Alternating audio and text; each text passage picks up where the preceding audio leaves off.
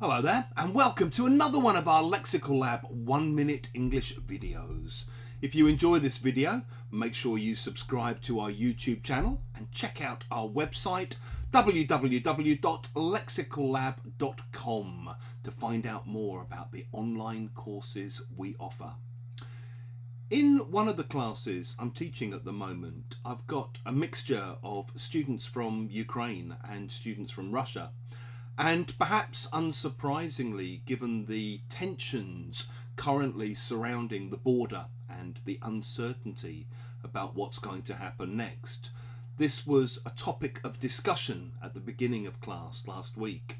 And one student was saying how worried she was, and the other student was basically explaining that the reason she'd stopped watching the news many years ago was because the news made her very anxious and stressed her out. She said, "I've long since stopped watching the news. It only stresses me out." If you say you've long since done something, it means it's a long time since you did it. You stopped doing that thing a long time ago. It's often used with the verb stopped. So you might say, "Listen, I've long since stopped caring what he thinks of my work. I've long since stopped listening to what other people think about what I say or do." It's also used with verbs like lose and give up and vanish. So you might say things like, "Listen, I don't know, things are bad here. I've long since given up hope of any kind of positive change." Maybe you're talking about an area in your town or city that's been gentrified to within an inch of its life.